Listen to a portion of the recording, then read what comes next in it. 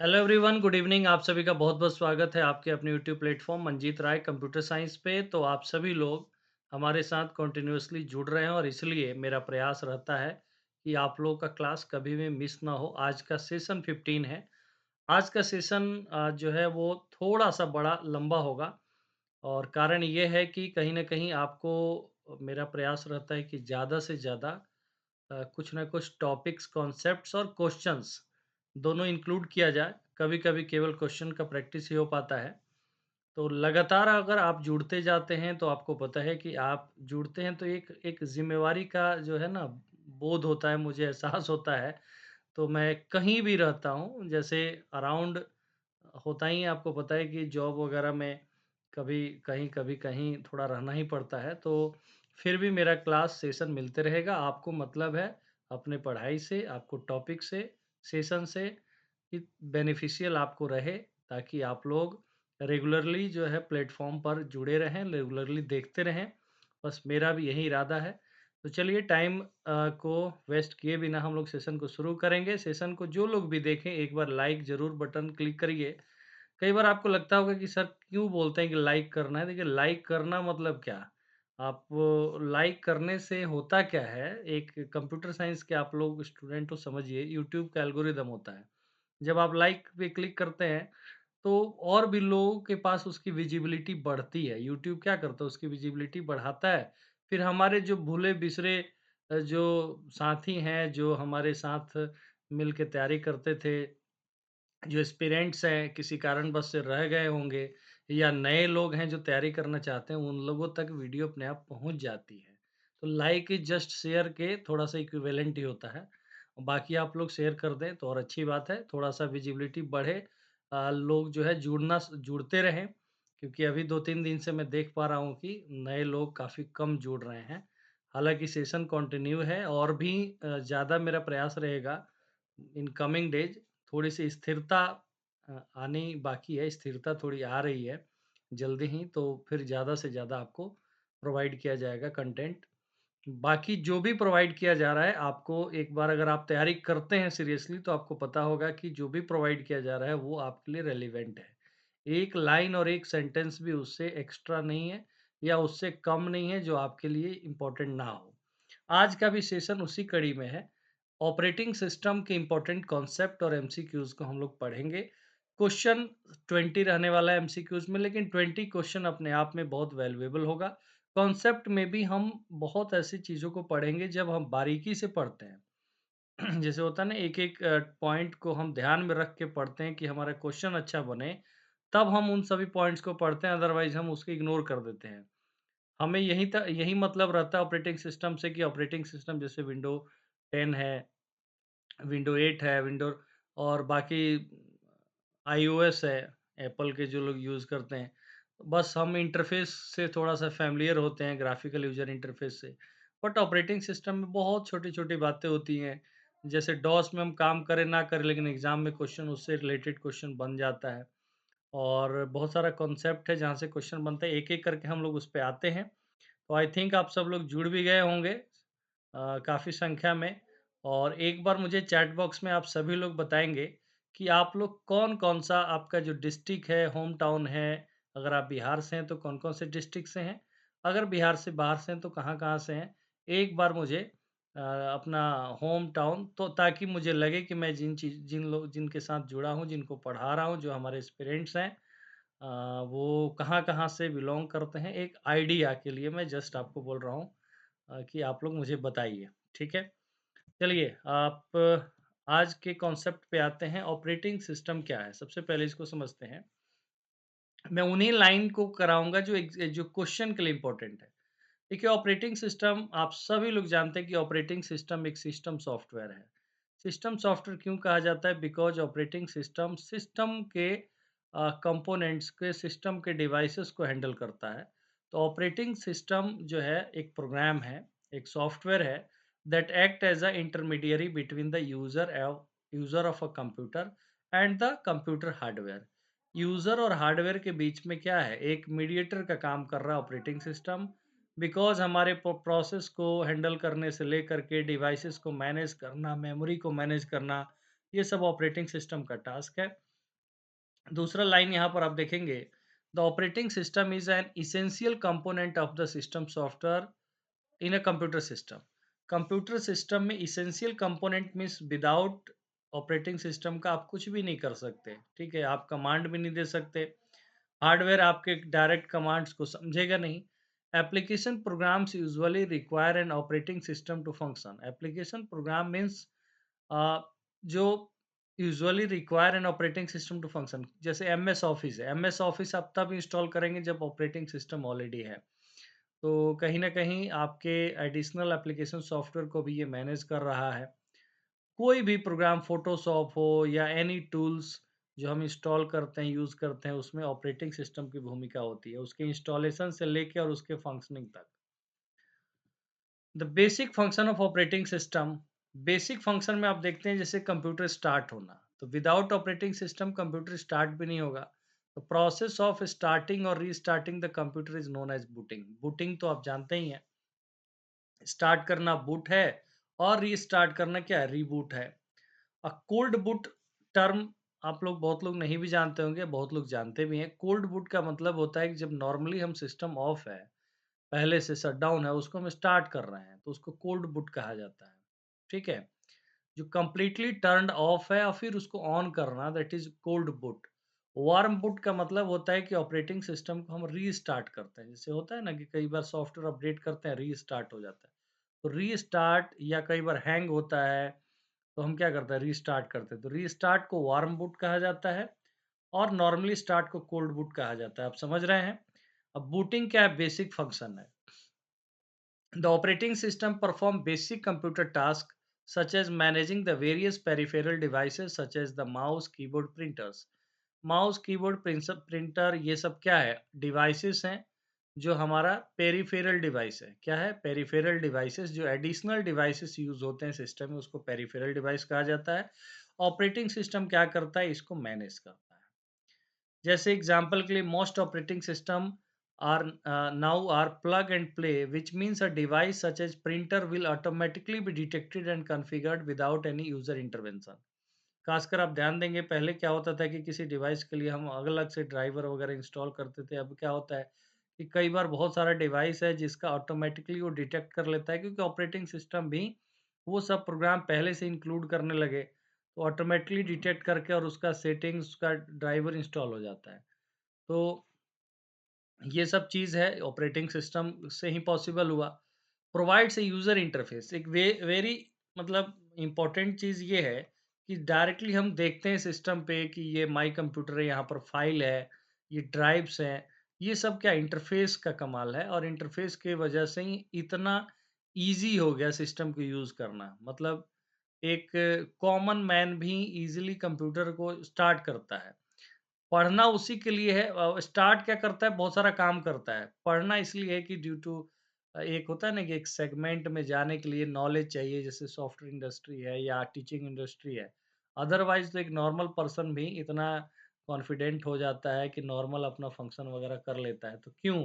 ये due to operating system. अगर इतना ईज़ी इंटरफेस नहीं रहता तो लोग जब तक एक्सपर्ट नहीं होते, नहीं चला पाते। A user interact with software through the user interface. The two main types of user interface आप जानते हैं, CLI और GUI। याद रखेंगे, CLI का मतलब होता है command line interface. Command line interface और ग्राफिकल यूजर इंटरफेस। विंडोज जो है ग्राफिकल यूजर इंटरफेस है, लेकिन डॉस क्या है? कमांड कमांड लाइन इंटरफेस है।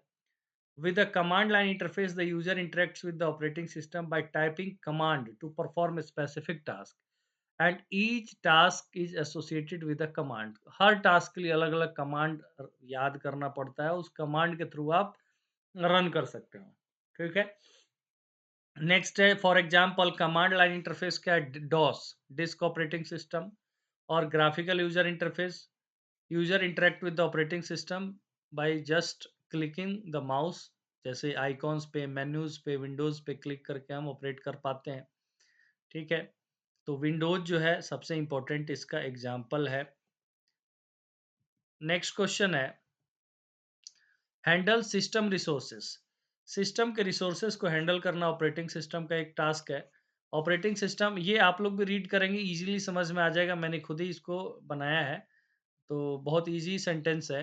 The operating system also handles system resources such as computer memory, sharing of the central processing unit, time by various applications और peripheral devices, जैसे scheduling होता है, peripheral devices को manage करना, plus CPU के time को अलग अलग प्रोसेसेस में डिवाइड करना। Programs and input methods are constantly competing for the attention of the CPU and demand of memory storage and input output bandwidth। Operating system he handle करता है, बहुत सारा टास्क है, बहुत सारा प्रोसेस है, किस प्रोसेस को पहले एग्जीक्यूट करना है, किसको बाद में एग्जीक्यूट करना है, स्टोरेज की डिमांड होती है, तो ये सब चीज़ क्या है, हैंडल करता है आपका operating system. The operating system ensures that each application gets the necessary resources it needs in order to maximise functionality of overall system. तो इजी सेंटेंस में सब आप रीड कर लेंगे, आप कहेंगे कि सर ये क्यों बता रहे हैं, तो ये सारा चीज़ एक बार थोड़ा रिवाइज कर लीजिए, गो थ्रू हो जाइए, आगे क्वेश्चन भी हम लोग करेंगे। Provides file management. File management operating system also handle the organisation and tracking of files, directory जिसे फोल्डर कहा जाता है, saved or retrieved from computer disk। File management system allows the user to perform such tasks, creating file directory, renaming the file, copying the file, बहुत सारा properties होता है file का, ठीक है, एक्सेस होता है कि फाइल रीड ओनली है कि आप उसको मॉडिफाई कर सकते हैं। The operating system keep track of where files are located on the hard drive through the type of file system। And यहाँ पर जो समझना है सबसे इम्पोर्टेंट ये point, the type, two main types are there for the file system. File system का दो type होता है, एक होता है फैट, एक एनटीएफएस, बस यही याद रखना है।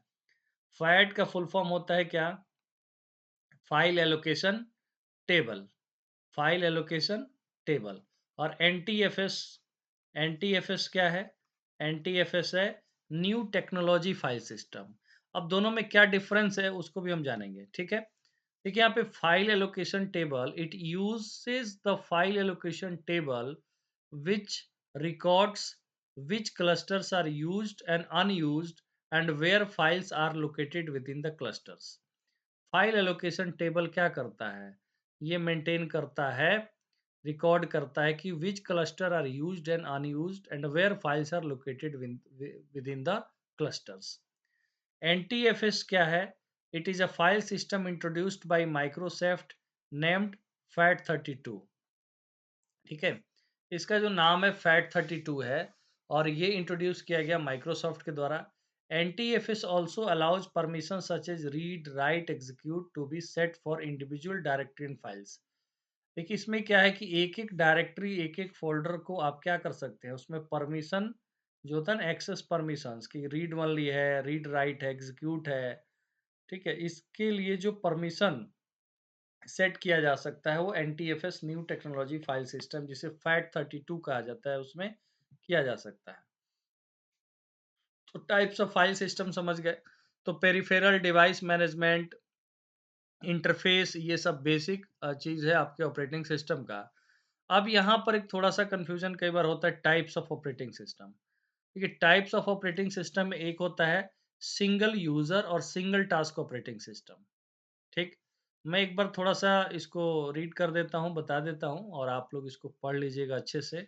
इसमें कोई डाउट नहीं आएगा, मुझे पता है, सारा ईज़िली लिखा हुआ है, थोड़ा-सा रिवीजन आपका हो जाएगा। This operating system is designed to manage the computer so that one user can effectively do one thing at a time। Single user single task operating system का मतलब है कि एक ही यूजर और एक टास्क एक बार में एग्जीक्यूट कर सकता है।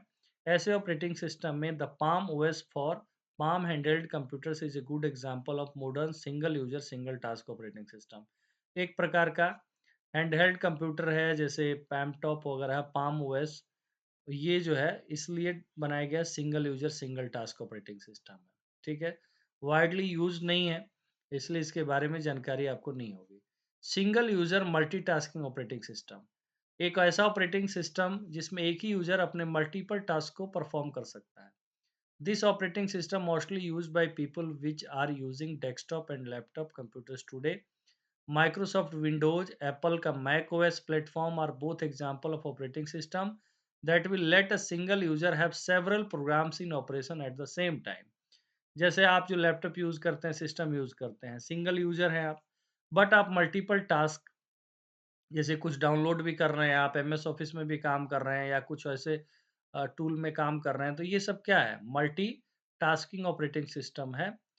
तो यहाँ पर साइमल्टेनियसली मल्टीपल टास्क जो है परफ़ॉर्म किया जा सकता है, ठीक? और एप्पल का मैकओएस, माइक्रोसॉफ्ट का विंडोज़ इसका एग्ज़ाम्पल है। For example, it's entirely possible for Windows users to be writing a note in a word processor while downloading a file, बस एग्जाम्पल में बताया गया है। ठीक, नेक्स्ट है multi user operating system. A multi-user operating system allow many different users to take advantage of the computer resources simultaneously.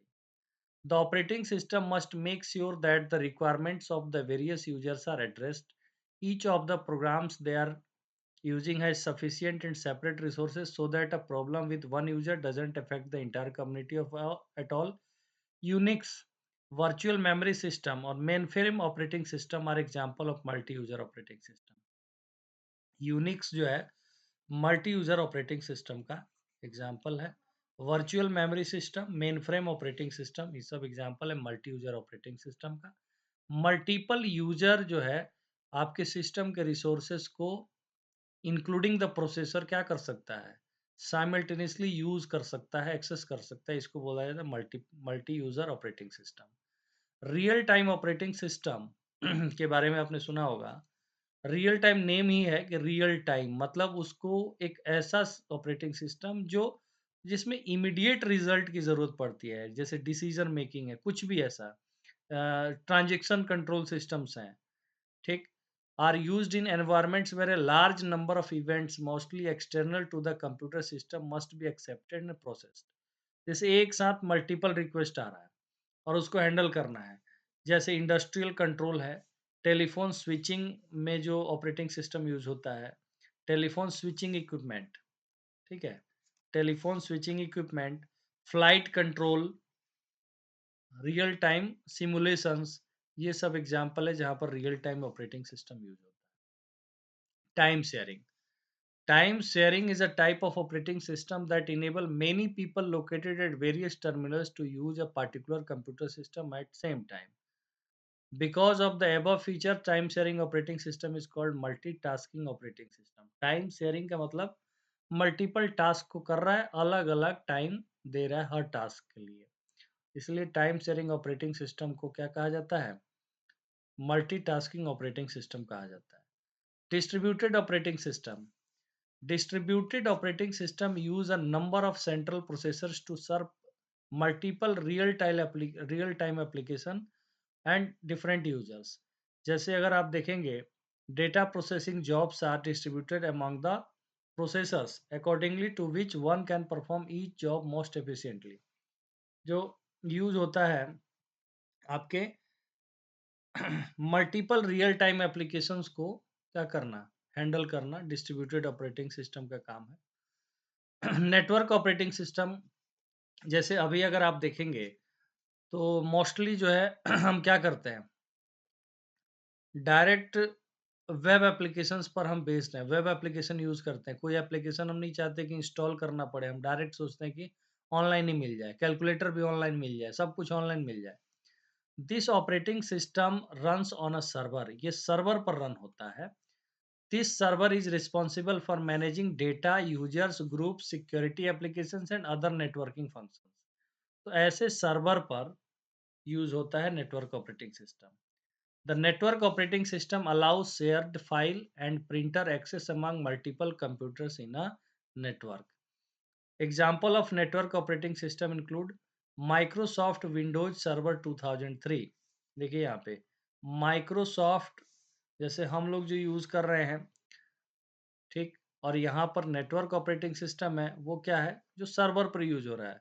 Windows का हम लोग क्या यूज करते हैं, जैसे होम, स्टूडेंट, ऑफिस एडिशंस, ठीक, यहाँ पर पर्सनल कंप्यूटर्स के लिए, बट ये है Windows server 2003, Microsoft Windows server 2008, Unix, Linux, Mac OS and Novell NetWare, ये सब जो ऑपरेटिंग सिस्टम है ये नेटवर्क ऑपरेटिंग सिस्टम है। तो आपको टाइप्स के बारे में जानकारी मिल गई, इसको एक बार रीड कर लीजिएगा, ठीक है? अच्छे से आप लोग पढ़ लीजिएगा। स्टैंड अलोन ऑपरेटिंग सिस्टम क्या है? देखिए, ये जो क्लासिफिकेशंस है, जैसे नॉर्मली बुक्स में आप पढ़ेंगे तो 1, 2, 3 टाइप का मिल जाएगा, single user, multi programming, that's all. ये exam question point of view से इसको डिज़ाइन किया गया है, ताकि जब इसको आप पढ़ें, तो क्वेश्चन को करने में आपको आसानी मिले, ठीक है? कन्फ्यूज़न ज़्यादा क्रिएट ना हो और आप क्वेश्चन करें तो डिफरेंशिएट कर पाएँगे, अगर आप ठीक से इसको पढ़ लिए तो। स्टैंड अलोन ऑपरेटिंग सिस्टम क्या है? Stand alone operating system is a complete operating system that work on a desktop computer, notebook computer or mobile computing device. As- Some standalone operating systems are called client operating system because they also work on conjunction with the server operating system. Obviously जो हमारा system है, operating system, ये client operating system कहा जाएगा, ठीक? In the context कि server का जो ऑपरेटिंग सिस्टम है या सर्वर है, उससे क्या कर रहा है? इंटरेक्ट हो रहा है। Example of currently used stand alone operating system are Microsoft Windows, Mac OS, Linux. तो ये जो है हमारा क्या है, बताइए? ये जो हमारा multi user, single user multitasking operating system है, और ये क्या है? बिल्कुल सेम है, multitasking operating system, stand alone operating system. Next है एम्बेडेड ऑपरेटिंग सिस्टम। देखिए, एम्बेडेड शब्द का मतलब क्या होता है, इसको आपको समझना है। एम्बेडेड का मतलब होता है कि जब कोई सिस्टम, हार्डवेयर जब भी कोई डेवलप किया जाता है, तो उसके मैन्युफैक्चरिंग के टाइम उसमें ऑपरेटिंग सिस्टम इंस्टॉल कर दिया जाता है, जो एक special type of operating system हो गया, जो some set of task perform करेगा, और उसमें कोई छेड़छाड़, कोई उसको अल्टरेशन उसमें अलाउड नहीं रहेगा। So an embedded operating system is a computer that is part of a different kind of machine. Example of computers, जैसे कंप्यूटर्स इन कार, कार का जो डिजिटल सिस्टम कंप्लीट जो होता है, traffic light, digital televisions, ATM जो होता है वो same set of functionality perform करता है। Airplane control, point of sale terminal, जैसे बिलिंग वगैरह करने के लिए या नॉर्मली जो उसका some set of task perform करता है। डिजिटल कैमरा में जो आपका प्रोग्राम्स होते हैं, जीपीएस नेविगेशन सिस्टम, एलिवेटर्स, ठीक है, डिजिटल मीडिया रिसीवर्स में, जिसमें कहीं न कहीं एक होता है ना, प्रोग्राम यूज़ हुआ है, सॉफ्टवेयर यूज़ हुआ है और उतना ही काम वो कर रहा है। तो उस प्रकार के ऑपरेटिंग सिस्टम को हम कहेंगे embedded operating system. I hope समझ में आ गया होगा आपको कि कौन-कौन से, जैसे एलिवेटर्स है या फिर आपका पॉइंट ऑफ सेल टर्मिनल है, तो इन सब में एक प्रॉपर इस प्रकार का सॉफ्टवेयर और ऑपरेटिंग सिस्टम नहीं चाहिए जो हमारे सिस्टम में होता है। उसको सम सेट ऑफ टास्क करना है, यूजर से कुछ लिमिटेड इनपुट लेना है उसको, कि बस कुछ-कुछ लिमिटेड फंक्शन है। और ये जो सिस्टम है, इसमें हम क्या करते हैं, अनलिमिटेड टास्क फ्रीडम, हम बहुत सारा चीज़ कर लेते हैं। ठीक है? बट वैसा वो ऑपरेटिंग सिस्टम नहीं होता है। आप पॉइंट ऑफ सेल टर्मिनल में जाएँगे, जैसे डिजिटल कैमरा होगा, तो आप जो है लिमिटेड टास्क ही उससे कर पाते हैं। मोबाइल ऑपरेटिंग सिस्टम क्या है? जैसे एग्ज़ाम्पल आप जानते तो हैं, mobile operating system designed to run on mobile device such as mobile phone, smartphone, personal digital assistant, PDA, tablet computers and other handheld devices. Example में एप्पल आईओएस है, Windows phone भी होता है, गूगल एंड्रॉयड है। तो Google Android operating system क्या है? Mobile operating system है, ठीक है? विंडोज़ भी कुछ दिन प्रचलन में था, बाद में धीरे-धीरे अब उतना पॉपुलर नहीं है, मोबाइल के लिए खासकर बात करें। एप्पल आईओएस, तो ये ऑपरेटिंग सिस्टम है, मोबाइल ऑपरेटिंग सिस्टम। अब यहाँ पर हम बात करेंगे एमएस डॉस की। देखेंगे यहाँ पे MS DOS is a non graphical command line interface, क्योंकि इसके लिए कमांड याद करना पड़ता है, ये command line interface based operating system है। अब यहाँ पर आप थोड़ा-सा इसमें कुछ डेटा को याद करना है, जैसे होता है ना, हिस्ट्री का हम क्वेश्चन याद करते हैं क्योंकि एग्ज़ाम में पूछा जाता है। MS-DOS is a non graphical command line operating system, ये सबको पता है क्योंकि इसमें कमांड लिखना पड़ेगा, इसमें माउस केवल क्लिक करने से नहीं होगा। Derived from 86 DOS that was created for IBM compatible computer. IBM के लिए ये जो है ऑपरेटिंग सिस्टम डेवलप किया गया था। MS DOS originally written by Tim Patterson, बस याद रखना है, MS DOS originally written by Tim Patterson and introduced by Microsoft in August 1981। 1981 में माइक्रोसॉफ्ट के द्वारा ही डॉस ऑपरेटिंग सिस्टम को इंट्रोड्यूस किया गया था और इसीलिए इसको कहा जाता है MS DOS, Microsoft disk operating system. DOS has a character user interface. अब एक बात और ध्यान रखें, कमांड लाइन इंटरफेस को ही कैरेक्टर यूजर इंटरफेस कहा जाता है, ठीक है? तो CLI is also known as CUI। जैसे GUI होता है ग्राफिकल यूजर इंटरफेस, इसको हम कहेंगे character user interface. I think समझ में आप लोग को आ रहा है, तो एक बार मुझे बता दीजिए सभी लोग कि समझ में आ रहा है और आपको ठीक लग रहा है। और दूसरी चीज़ ये है कि जो मेरी क्लास है वो एकदम सीरियस रहता है, टॉपिक की बातें होती हैं, क्वेश्चंस की बातें होती हैं। थोड़ा-सा आप लोग बोर भी हो रहे होंगे, बट मेरे पास तो ऐसा कुछ मैजिक है नहीं कि मैं कुछ चुटकुला सुना पाऊँ आप लोगों को या फिर कुछ हँसा हँसा पाऊँ। तो ध्यान रखिए बस पढ़ाई पे, बाकी पूरा 24 घंटा आप मौज-मस्ती करते रहिए, लेकिन 2-3 घंटा पढ़िए सीरियसली थोड़ा-सा। और उसके बाद कई लोगों को लगता है कि जैसे जॉब लग जाने के बाद एकदम आनंदमय जीवन हो जाती है, तो उतना आनंदमय नहीं होता है। अब मेरे चेहरे से आप लोगों को लग सकता है कि कितना आनंदमय रहता है। भाग-दौड़ तो रहता ही रहता है और आपको कुछ एडिशनल करना है। नहीं करना उसके लिए तो ठीक है, लाइफ़ उतना ही दूर में जी लेना है।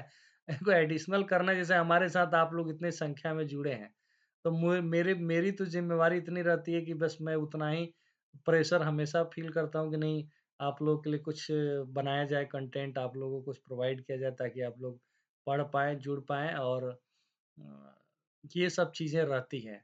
तो अगर ऐसा है तब तो बस आपको लगा रहना पड़ेगा। मतलब मॉर्निंग से लेकर के और बस रात कब हो जाएगी पता नहीं चलेगा और फिर सुबह कब हो जाएगी फिर आपको काम में लग जाना है। तो ठीक है, लेकिन जॉब तो चाहिए, काम तो चाहिए। बट ऐसा होता है ना कि एहसास रहता है कि नहीं हम पढ़ाई कर रहे हैं और पढ़ लेंगे ना, इस बार ये वाला एग्ज़ाम हो जाएगा ना, फिर तो मुझे एकदम इतना ज़्यादा हो जाएगा। लेकिन काम से नहीं भागना है, काम तो पीछा नहीं छोड़ेगा, जॉब के बाद और बढ़ते जाएगा। तो चलिए आगे चलते हैं। बस यही एक छोटा-सा था आप लोग को एंटरटेन करने के लिए मेरे पास कहानी। अब आते हैं हम क्वेश्चन पे, क्योंकि आज का ये कॉन्सेप्ट हमने पढ़ा टाइप्स ऑफ ऑपरेटिंग सिस्टम और फिर हम लोग पढ़े अपना बेसिक जो कॉन्सेप्ट्स वगैरह था, ये सब चीज़। आगे पढ़ेंगे ऑपरेटिंग सिस्टम भी। आर्किटेक्चर भी मैंने थोड़ा-सा क्वेश्चन कराया और जो भी कराया इम्पोर्टेंट ही था, उसको आप लोग ज़रूर नहीं देखें तो देखिए। सेशन तो एक-एक इम्पोर्टेंट है अपने आप में, ये मान के चलिए, क्योंकि हर सेशन में मैं अपना एफर्ट लगाता हूँ और हर सेशन में मेरा प्रयास रहता है कि आप कुछ लर्न करें, वो लर्न करें जो एग्ज़ाम के लिए फ़ायदेमंद हो। बस इतना ही इंटेंशन है, बाकी चीज़ तो मैं यहाँ आपको करा नहीं रहा हूँ। देखिए यहाँ पे एक सिंपल सा क्वेश्चन है, what is operating system? Operating system क्या है? इंटरफ़ेस है हार्डवेयर और यूज़र के बीच में। Interface between the hardware and the application programs, collection of programs that manages hardware resources, collection of programs that manages hardware resources, system service provided to the application programs, all of the above. तो यहाँ सब बात तो सही लिखा हुआ है, इसलिए option D is right. 20 question है, सभी क्वेश्चन का आप आंसर करिए। What is the main function of command interpreter? पहला ऑप्शन है to provide the interface between the API and application program. API क्या होता है? Application programming interface. बी है to handle the files in the operating system. C है to get and execute the next user specified command, none of the above. Main function of command interpreter आपको समझना है। Command interpreter का main function है to get and execute the next user specified command, option C. सबसे पहले यहाँ पर समझना है कमांड लाइन इंटरप्रेटर क्या है। कमांड लाइन इंटरप्रेटर एक प्रोग्राम है। It is a program responsible for handling and processing text command. Text command कब दिया जाता है? डॉस में। डॉस में हम क्या करते हैं? टेक्स्ट के फॉर्म में कमांड देते हैं। तो उस कमांड को एग्जीक्यूट करना कमांड लाइन इंटरप्रेटर का काम है। For example, command line interpreter for MS DOS and early version of Windows is command.com। command.com था MS DOS और विंडोज के अर्ली वर्जन का जो कमांड लाइन इंटरप्रेटर था। In later version of Windows it is cmd.exe। जैसे अब क्या है, हम कमांड प्रॉम्प्ट कैसे ओपन करते हैं? तो उसके लिए हमारा जो कमांड लाइन इंटरप्रेटर क्या है? cmd command dot exe, cmd dot exe आप डालते हैं तो कमांड प्रॉम्प्ट क्या हो जाता है? ओपन हो जाता है। नेक्स्ट है question number 3, which of the following is a part of an operating system that act as a command interpreter which takes commands from the user, interprets them and takes action accordingly. ठीक है, operating system में होता क्या है? सबसे पहले तो command को क्या करता है? कमांड लेता है, फिर उस कमांड को इंटरप्रेट करता है कि इंटरप्रेट इसलिए करता है कि वो कमांड का मीनिंग क्या है? क्या करना क्या है? What action is to be perform, और उसके बाद उसके अकॉर्डिंग वो एक्शन लेता है। तो इसमें ऑपरेटिंग सिस्टम का दो पार्ट आप जानते हैं, एक सेल होता है और एक कर्नल होता है। तो सेल का काम ये है, cell act as the command interpreter which takes command from the user, interpret them and takes action accordingly. समझ गए आप लोग? तो यहाँ पर cell is a part of an operating system that act as the command interpreter which takes commands from the user, interpret them and takes actions accordingly. याद रखेंगे आप लोग। और यहाँ पर दूसरा फोर्थ क्वेश्चन है, in operating system which of the following is are CPU scheduling algorithm. अभी ये कॉन्सेप्ट तो हम लोग पढ़े नहीं है, बट क्वेश्चन करिए, कॉन्सेप्ट क्या, आप लोग भी सेल्फ स्टडी कर रहे हैं, क्वेश्चंस ज़्यादा से ज़्यादा बनाइए और तभी लगेगा कि नहीं हमें ये टॉपिक पढ़ना चाहिए, वरना हमें लगता है कि नहीं हमने तो कर लिया, हमें पढ़ा हुआ है, सब आता है। क्वेश्चन करिएगा, समझ में आएगा। अब यहाँ पर तो जस्ट नाम पूछ लिया गया कि ऑपरेटिंग सिस्टम में इसमें सीपीयू शेड्यूलिंग एल्गोरिदम कौन-कौन है। आप लोग पढ़े भी होंगे, प्रायोरिटी शेड्यूलिंग भी होता है, राउंड रॉबिन भी होता है, शॉर्टेस्ट जॉब फर्स्ट भी होता है, तो ये सब है। ठीक है। राउंड रॉबिन में आप जानते हैं टाइम स्लाइस दिया जाता है ईच प्रोसेस को, अगर उतने देर में प्रोसेस कंप्लीट नहीं हुआ तो प्रोसेसर दूसरे प्रोसेस को एग्जीक्यूट करता है, फिर दूसरे राउंड में जब आता है तब जाकर के वो फिर हर राउंड बाय राउंड जो है टाइम दिया जाता है प्रोसेस को। नेक्स्ट क्वेश्चन है, CPU scheduling is the basis of. अब इस क्वेश्चन का मतलब क्या है? पूछा जा रहा है कि सीपीयू शेड्यूलिंग की जरूरत क्यों पड़ती है? अगर सिंगल टास्क रहता तो आराम से सिंगल यूजर सिंगल टास्क तो एक एक करके एग्जीक्यूट होता है, बट यहाँ पर क्यों ज़रूरत पड़ती है सीपीयू शेड्यूलिंग की? Multi programming operating system, larger memory size system, multi processor system, none of the above. Multi processor होगा तो शेड्यूलिंग की ज़रूरत नहीं पड़ेगी, क्योंकि दो प्रोसेस है, दो प्रोसेसर है, एक उसको दे दिया, एक इसको दे दिया। मल्टी प्रोग्रामिंग की वजह से, क्योंकि सीपीयू के लिए वर्क जो है मेन मेमोरी में ऑलरेडी लोडेड है और मल्टीपल प्रोग्राम्स हैं रेडी क्यू में, तो इसको हम क्या कहेंगे? Multi programming operating system is a basis of CPU scheduling, और इसलिए जरूरत पड़ता है सीपीयू शेड्यूलिंग का। आई होप समझ गए होंगे आप लोग। क्वेश्चन नंबर 6 है, if a process fails most operating system write the error information to a. अगर कोई प्रोसेस फेल होता है तो ऑपरेटिंग सिस्टम एक क्या मेंटेन करता है? System operating system write the error information to a, कहाँ पर एरर इंफॉर्मेशन लिखता है? New file, another running process, log file, none, log file में। आंसर होगा option C, log file. If a process fail most operating system write the error information to the log file. याद रखेंगे, log file is examined by the debugger to find out what is the actual cause of that particular problem. Log file is useful for system programmer for correcting errors. Operating system के error को और obviously operating system एक system software है और इसलिए operating system को develop करना, उसके एरर को ठीक करना, ये सब काम किसका? सिस्टम प्रोग्रामर का है। तो लॉग फाइल यूजफुल होता है किसके लिए? उनके प्रोग्रामर्स के लिए, to correct the errors. Log file याद रखना है कि अगर प्रोसेस फेल होता है तो ऑपरेटिंग सिस्टम एरर मैसेज को कहाँ लिखता है? तो लॉग फाइल में लिखता है। नेक्स्ट क्वेश्चन है, in a time sharing operating system when the time slot assigned to a process is completed the process switches from the current state to. अब आपको पता है कि एक प्रोसेस जब एग्जीक्यूट होता है तो वो सबमिशन ऑफ द प्रोसेस और एग्जीक्यूशन के बीच में जो होता है ना, मल्टीपल, एक तरीके से समझ सकते हैं कि जैसे कोई प्रोसेस होता है वो मेन मेमोरी में लोड होगा, फिर प्रोसेसर उसको एलोकेट करेगा, फिर उसे एग्जीक्यूट करेगा। तो यहाँ पर आपसे पूछा गया है, state of the process in a time sharing operating system when the time slot assigned to a process is completed, the process switches from current state to, जैसे new, ready, running, waiting, terminated state होता है। New, ready, running. तो यहाँ पर अगर कोई time sharing operating system में time slot complete हो गया, मान लो टाइम स्लॉट दिया गया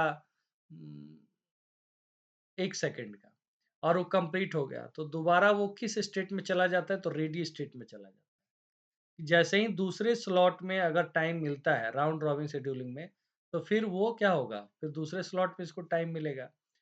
तो कुल मिला के क्वेश्चन आपको समझ में आ गया होगा कि in a time sharing operating system when time slot assigned to a process is completed, the process switches between current state to.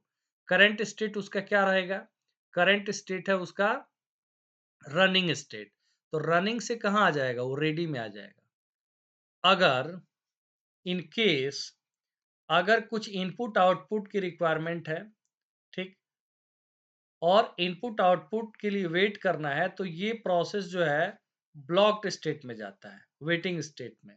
Waiting state मतलब ब्लॉक्ड स्टेट, और फिर रेडी में आएगा तब रन होगा। बट यहाँ पर everything is fine, everything is okay, just time slot expire हो गया, तो ये फिर कहाँ से आ जाएगा? रनिंग से रेडी में आएगा, ना कि वेटिंग में। वेटिंग और ब्लॉक्ड में नहीं जाएगा, ये ध्यान रखिए, क्योंकि इसका केवल टाइम स्लॉट खत्म हुआ है, इसको किसी इनपुट आउटपुट किसी और रिसोर्सेज की रिक्वायरमेंट नहीं है। आई होप समझ गए होंगे आप लोग। In a time-sharing operating system, when the time slot given to a process is completed, the process goes from the running state to the ready state. ठीक है, ये याद रखना है। In a time-sharing operating system, unit time is defined by for sharing CPU. It is called time quantum or time slice. यहाँ पर समझना है कि सीपीयू के जो टाइम है, उसको जो स्मॉल अमाउंट ऑफ टाइम और यूनिट ऑफ टाइम जो दिया जाता है किसी प्रोसेस को, उसको टाइम क्वांटम भी कहा जाएगा या टाइम स्लाइस कहा जाएगा, एक ही बात है। If the process takes less than one time quantum, then the process itself release the CPU. अब सपोज 1 सेकंड का टाइम दिया गया है, ठीक है? और मान लो उस प्रोसेस को 1 ही सेकंड चाहिए, तब तो वो अपने आप एग्ज़ीक्यूट हो गया, वो अपने आप क्या करता है? सीपीयू को रिलीज़ कर देगा। इसको तो दूसरा सेकंड का टाइम नहीं चाहिए, किसी को 2 सेकंड चाहिए, टाइम स्लाइस है 1, तो एक बार में ये 1 सेकंड का काम पूरा होगा, फिर दूसरे बार में तो सेकंड टाइम में ही जाकर के कंप्लीट होता है। ये कॉन्सेप्ट आप लोग पढ़े भी होंगे। क्वेश्चन नंबर 8 है, when a process is in a blocked state. Blocked का मतलब होता है waiting state, waiting for some IO service, input output service. When the service is completed, it goes to the, देखिए यहाँ पर क्या पूछा गया, प्रोसेस अगर ब्लॉक्ड स्टेट में है, waiting for input output service, when the IO service is completed it goes to the.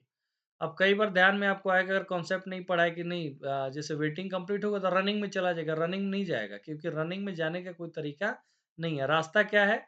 New, ready, running, फिर वेटिंग, ब्लॉक्ड, फिर वेटिंग से फिर कहाँ पर आता है? फिर आपका आएगा रेडी स्टेट में, तो यहाँ पर रेडी स्टेट में जाएगा। अब ऐसे समझिए इसको, न्यू, रेडी, रनिंग, फिर यहाँ पर वेटिंग, फिर यहाँ से यहाँ जाएगा, फिर यहाँ जाएगा, अब लास्ट में क्या है? टर्मिनेशन। समझ गए होंगे आप लोग। देखिए यहाँ पे, suppose that a process is in blocked state waiting for some IO service, when the service is completed it goes to the ready state. Process never goes directly to the running state from the waiting state. Waiting state से directly running state में नहीं जा सकता। Only process which are in ready state, ready state ही मतलब हुआ कि process which are in ready state means waiting for the CPU, waiting for the processor. समझ गए होंगे आप लोग। देखिए, अब यहाँ हमने कॉन्सेप्ट नहीं पढ़ा, लेकिन 99% आप लोगों में से वही व्यक्ति जो सो रहा होगा या जिसका ध्यान कहीं और होगा कि आज रात खाने में क्या बनेगा या क्या खाना डिनर में क्या चलेगा, तो उन लोगों को समझ में नहीं आएगा, वरना ये कॉन्सेप्ट क्वेश्चन के माध्यम से ही समझ में आ गया। ठीक, नेक्स्ट क्वेश्चन है question number 9। The fill in the blanks presents a uniform device access interface to the IO subsystem, much as system calls provides a standard interface between the application and the operating system. बताइए, device drivers, input output sub system, devices buses. Question पूछा गया है, fill in the blanks present uniform device access interface to the IO sub system much as system call से उसका तुलना किया है कि जैसे system call provide standard interface between application and operating system. Application और ऑपरेटिंग सिस्टम के बीच में जो स्टैंडर्ड इंटरफेस का काम करता है वो सिस्टम कॉल है। ठीक, ये भी आपको समझ में आ गया। और यहाँ पर पूछा गया है कि इसमें से ऐसा कौन-सा है जो uniform device access interface provide करता है टू द आईओ सबसिस्टम। तो आंसर होगा डिवाइस ड्राइवर्स। डिवाइस ड्राइवर ये काम करते हैं। क्वेश्चन नंबर 10 है, the priority of a process will fill in the blanks if the scheduler assigns it a static priority. देखिए, स्टैटिक शब्द जहाँ भी लग जाए, ठीक है? Whether this question is from the programming language, operating system, networking, कहीं भी, तो static शब्द का मतलब ये होता है that cannot be changed, means which is constant, which is fixed। तो यहाँ पर the priority of a process will पूछा गया है, if scheduler assigns a static priority, तो क्या होगा, ये कभी चेंज नहीं होगा। इसका मतलब आंसर क्या होगा, आप लोग बताएंगे, रिमेन अनचेंज्ड। मैं ही जल्दी बता देता हूँ, आप लोग आंसर करते करते। चलिए, इस क्वेश्चन का आंसर आप लोग बताएंगे। On systems where there are multiple operating system, the decision to load a particular one is done by. Question number 11 का आंसर आप लोग पहले बताएंगे, फिर मैं एक्सप्लेन करूंगा। क्वेश्चन समझ में आ गया होगा। आपसे पूछा गया कि सपोज मल्टीपल ऑपरेटिंग सिस्टम है, अब कौन सा ऑपरेटिंग सिस्टम लोड होगा, ये डिसीजन कौन लेगा। सभी लोग आंसर करिए। Multiple operating system, the decision to load a particular one is done by process control block, कल हम लोग इसके बारे में क्वेश्चन पढ़े थे। File control block, boot loader, bootstrap. थोड़ा सा सबके बारे में समझा दूं। देखिए, प्रोसेस कंट्रोल ब्लॉक क्या है, पीसीबी एक डेटा स्ट्रक्चर है, ऑपरेटिंग सिस्टम मेंटेन करता है। पीसीबी की कोई भी प्रोसेस जो एग्जीक्यूट हो रहा है उससे रिलेटेड इंफॉर्मेशन, ठीक है, प्रोसेस से रिलेटेड इंफॉर्मेशन को प्रोसेस कंट्रोल ब्लॉक में रखा जाता है। उसके बाद क्या है, बूट लोडर यहाँ पर एक कॉन्सेप्ट है, और बूट स्ट्रैप है। बूट स्ट्रैप का मतलब होता है the very first program during system booting. Booting के दौरान जो पहला प्रोग्राम लोड होता है मेन मेमोरी में, उसे बूट स्ट्रैप लोडर प्रोग्राम कहा जाता है। और बूट लोडर जो होता है वो क्या होता है, boot loader is a boot called boot manager. देखिए यहाँ पे, boot loader is also called boot manager. It is a small program that places the operating system of a computer into the main memory। ठीक है, operating system को main memory में क्या करता है। देखिए, बूट स्ट्रैप क्या है, बूट स्ट्रैप जो पहला प्रोग्राम है जो क्या होता है, रन होता है। और यहाँ पर जो प्रोग्राम ऑपरेटिंग सिस्टम को मेन मेमोरी में क्या करता है, प्लेस करता है, वो है boot loader. When computer is powered up or restarted, the basic input-output system BIOS performs some initial test and then transfer control to the master boot record where the bootloader reside। bootloader कहाँ पे रहता है, master boot record में रहता है, MBR। ये भी याद रखना है, मास्टर बूट रिकॉर्ड में बूट लोडर प्रोग्राम रिजाइड करता है। ठीक है, और जैसे ही सिस्टम क्या स्टार्ट होता है, BIOS perform some initial test. BIOS का मतलब ही क्या होता है, basic input output system. BIOS perform some initial test and then transfer control to the master boot record where the boot loader resides. उसके बाद वो सीधा बूट लोडर के पास पहुंचता है, मास्टर बूट रिकॉर्ड में बूट लोडर रहता है। और बूट लोडर एक ऐसा प्रोग्राम है जो बूट मैनेजर है, जो क्या करता है, ऑपरेटिंग सिस्टम को कंप्यूटर के मेमोरी में प्लेस करता है, और उसके बाद सिस्टम स्टार्ट हो जाता है। यहाँ देखेंगे, क्वेश्चन नंबर 12 है, the fill in the blanks program initializes all aspects of the system from CPU registers to device controllers and the contents of main memory and then start the operating system.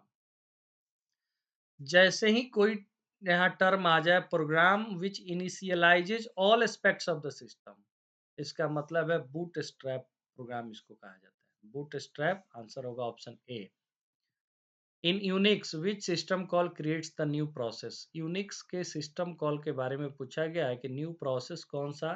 बहुत ही जो है important है और हर जगह question में आप देखे होंगे फोर्क कमांड होता है।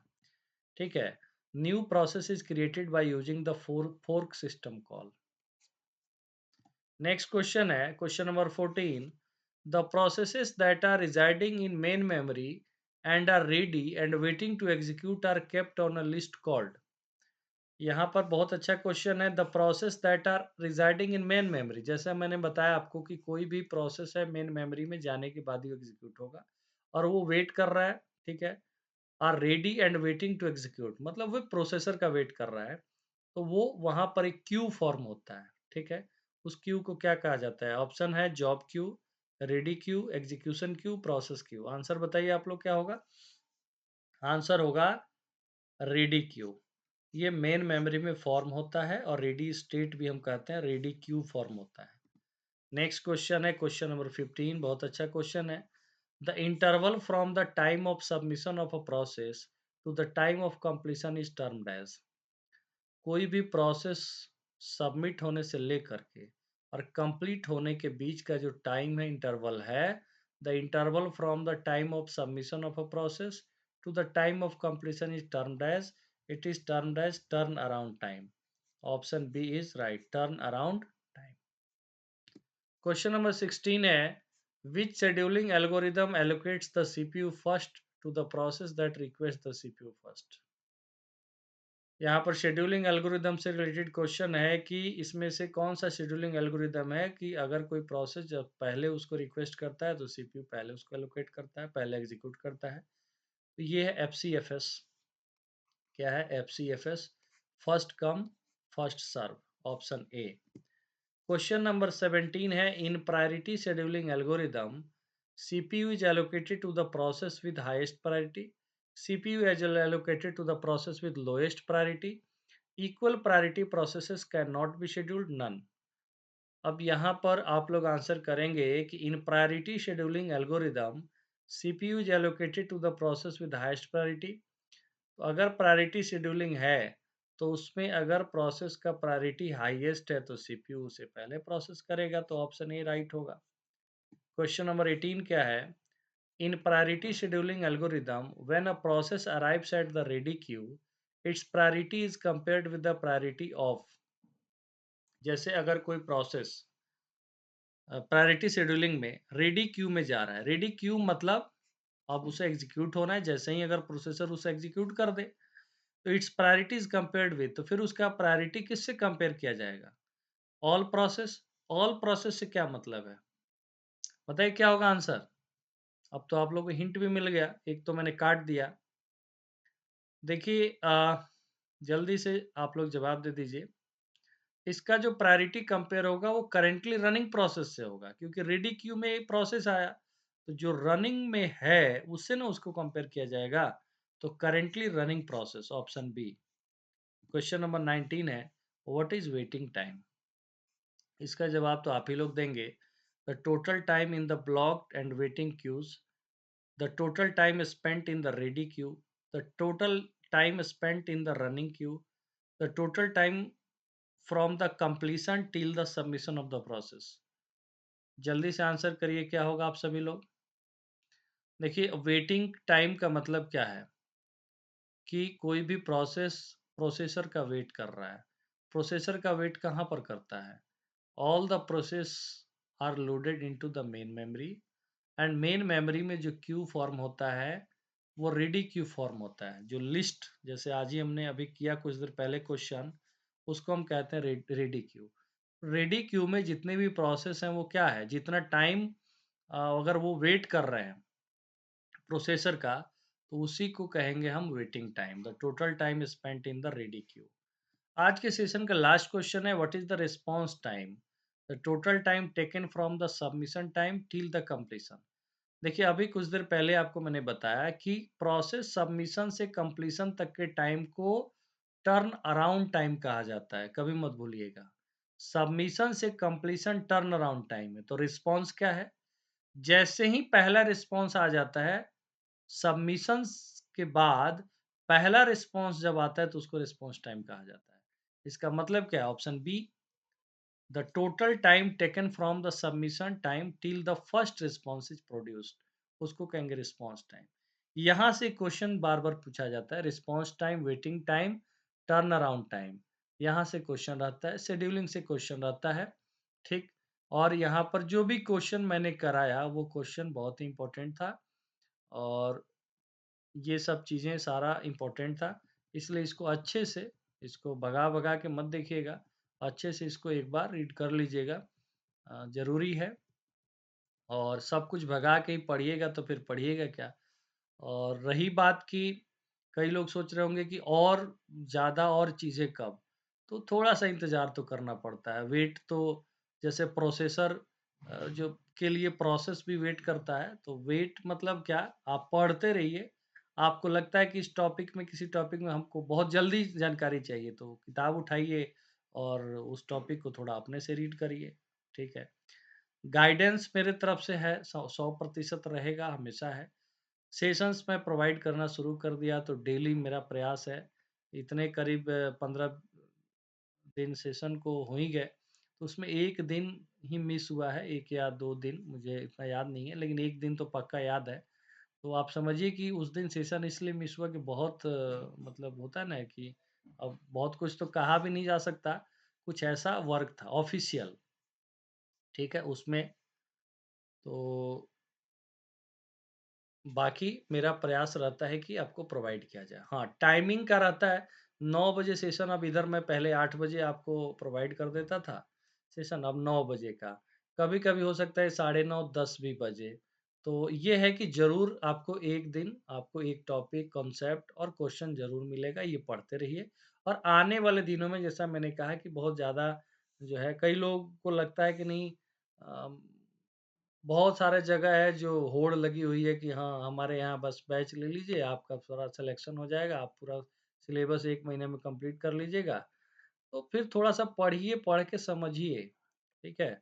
ऐसा नहीं है, जब तक आप सिस्टमैटिकली उसमें समय दीजिए, आप जहाँ आप जो भी लर्न कर रहे हैं वो इम्पोर्टेंट है, डज़न्ट मैटर कहाँ पढ़ रहे हैं। और वो सब चीज़ के लिए भी जो है अभी थोड़ा इंतज़ार करिए, सब चीज़ प्रोवाइड आएगा, ठीक है? मैं भी सब शुरू करूँगा, कराऊँगा, एक-एक चीज़ शुरू होगा, लेकिन थोड़ा-सा टाइम आप लोग दीजिए और यहाँ मैं करा रहा हूँ, इसको करते जाइए और थोड़ा इंतज़ार करिए। वो सब भी कराया जाएगा, जिसको लगता है कि बेसिक एडवांस सारा चीज़ एकदम कॉन्सेप्ट चैप्टर वाइज़ वो सब चीज़ प्रोवाइड किया जाएगा, थोड़ा-सा वक़्त लगेगा और बाकी बस इतना ही कहूँगा।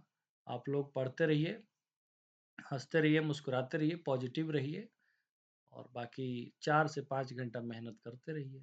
इससे कम में तो कोई सॉल्यूशन है नहीं, कोई रामबाण नहीं है। बस अच्छे से अच्छे क्वेश्चन का प्रैक्टिस मेरा प्रयास रहेगा, मैं कराते रहूँगा ताकि क्वेश्चन मेन तो है कि एग्ज़ाम में जाके आपके सामने जो क्वेश्चन दिखे, अधिकांश क्वेश्चन से जब आप फ़ैमिलियर रहते हैं, अगर 80 क्वेश्चन में से आपको लगता है कि नहीं 40-50 आप फ़ैमिलियर हैं, तो कॉन्फिडेंस बहुत अच्छा रहता है। उस कॉन्फिडेंस में 4-5 क्वेश्चन, 10 क्वेश्चन आप अपना प्रेजेंस ऑफ माइंड अच्छा रहता है, आप सोच समझ के आप उत्तर दे दीजिएगा, सही हो जाएगा।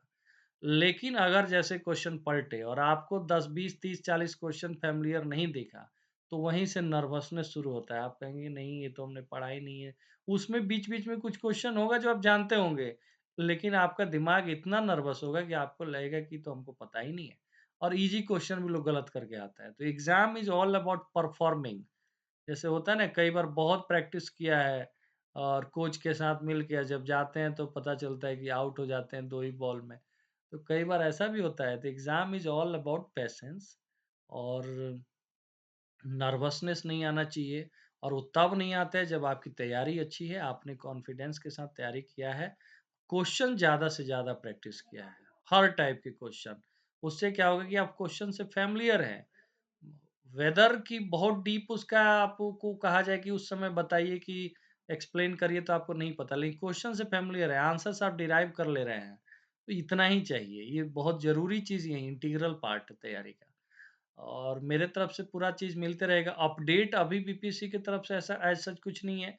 जो चीज़ें काउंसलिंग का शेड्यूल वगैरह आया मैंने बता दिया, लेकिन वो तब होगा ना 1 बाय 1 डिपार्टमेंट अपना काम करता है, तो ऑलरेडी नए नई बीपीएससी के जो अ, हेडमास्टर और प्रिंसिपल की भर्ती हुई है प्लस 2 और प्राइमरी सबके लिए, सब लोगों को धीरे-धीरे अपना जगह भेजा जाएगा। उसके बाद इधर रिज़ल्ट भी अभी अपकमिंग कुछ सब्जेक्ट्स के बचे हुए हैं। अन आपके 9, 10, 11, 12 के, तो ये सारे रिज़ल्ट्स भी आने हैं। ये सब होने के बाद भी बाद आपका समय आएगा। तैयारी करते रहिए, एस्टेट क्वालीफाई कर गए, एक जो है दरवाज़ा आप तोड़ चुके हैं। दूसरा है दूसरा थोड़ा-सा मजबूत है। बस वही है कि पॉज़िटिव क्वेश्चन पे कमांड, डेली 3-4 घंटा बाँट लीजिए कि 2 घंटा क्वेश्चन प्रैक्टिस करना है। कई बार सोचिए कि नहीं कॉन्सेप्ट पूरा हम कर लेंगे 2-3 महीना, तब हम क्वेश्चन बनाना शुरू करेंगे। तो अभी कॉम्पिटिशन की तैयारी ऐसी नहीं होती है। जो लोग करते होंगे वो आप समझते होंगे, मैं हमेशा बताता हूँ। क्वेश्चन भी करते रहिए, अपना कॉन्सेप्ट भी करते रहिए। क्वेश्चन पढ़िए, उसका कॉन्सेप्ट जहाँ भी आपके दिमाग से लगे कि नहीं ये सब भूल गए हैं, नहीं याद है, उसको उस टाइम कर लीजिए। और ऐसे करते-करते-करते एक एक कलेक्शन बन जाएगा। कलेक्शन बन जाएगा तो आपको लगेगा कि you are familiar with all the topics, फिर आप आंसर्स करने शुरू कर देंगे। अल्टीमेटली जो है प्रैक्टिस सेट का मतलब होता है, जैसे अपन यूपीएससी की जो लोग तैयारी करते हैं, 100 क्वेश्चन, 200 क्वेश्चन, ऐसा नहीं कि पहले टॉपिक पढ़ लिया फिर तैयारी करते हैं। ये क्लास टेस्ट नहीं है। आपको जो भी आपको आता है, आपके सेल्फ स्टडी से, आपके नॉलेज से, आपके प्रेजेंस ऑफ माइंड से, आपकी एक्स्ट्रा नॉलेज से, जो भी है, उससे आप कितना क्वेश्चन कर रहे हैं, फिर आप पढ़ते जा रहे हैं, फिर आपका बढ़ रहा है। तो अपने आप को आप एसेस कर पाएँगे कि नहीं, पहले आप 30 क्वेश्चन कर रहे थे, अब 40 हो रहा है, अब 45 हो रहा है, 50 हो रहा है, अब ज़्यादा सही हो रहा है, एक्यूरेसी बढ़ रहा है। धीरे-धीरे, धीरे-धीरे आप क्या होगा, कॉन्फिडेंस आते जाएगा और आप एक टाइम आएगा जब 80 क्वेश्चन में आप 75 कर देंगे, 70 कर देंगे, बहुत अच्छे से। 2-4 क्वेश्चन फिर लगेगा कि नहीं अब यहाँ पर दिक्कत हो रहा है, फिर आप सोचना शुरू करेंगे कि इसके लिए क्या रिसोर्सेस होना चाहिए। ऐसे ही होता है तैयारी। हो गया लंबा बातचीत, तो आज यहीं पर विराम देंगे टॉपिक को। और वीडियो भी थोड़ा लंबा हो गया, लेकिन ज़रूरी है। अपडेट्स के लिए ज़्यादा बेचैन मत होइएगा, अपडेट जो भी आएगा मैं इसी चैनल पे, इसी प्लेटफ़ॉर्म पे बताते रहूँगा, सेशन के ज़रिए ही बताते रहूँगा। क्योंकि मल्टीपल वैसे सेशंस तो जेनरिक-वेनरिक पूरा दिन ये तो मैं नहीं ले सकता, आप लोगों को पता ही है। तो वो सब चीज़ है कि एकदम सेशन में मैं जो भी बात होगा वो मैं ज़रूर बताऊँगा, उसको इंक्लूड करूँगा, जो भी न्यूज़ होगा।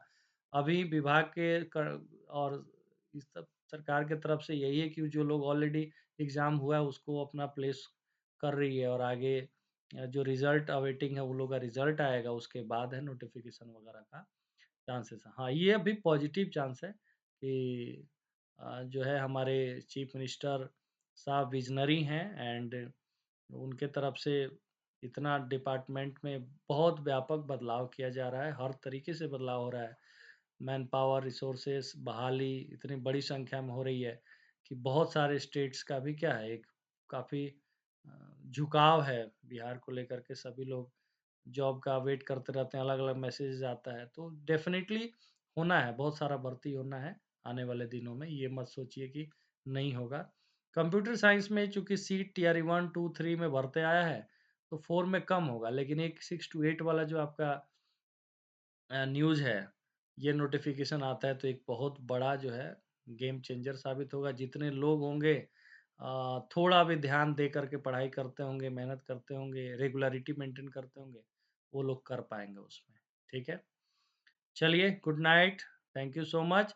सेशन को शेयर करते रहिए आप लोग, आजकल थोड़ा-सा जो है सब्सक्राइबर लोग बहुत तेज़ी से जुड़ रहा था, 2-3 दिन से स्लो डाउन हो गया, तो आप लोग थोड़ा प्रयास करिए ताकि आपके प्रयास से मेरा भी एफर्ट बढ़ते जाएगा और ओके, आज हो गया बातचीत। मैं भी सेशन के ज़रिए ही आप लोगों से थोड़ा-सा जो है बातचीत करते रहता हूँ।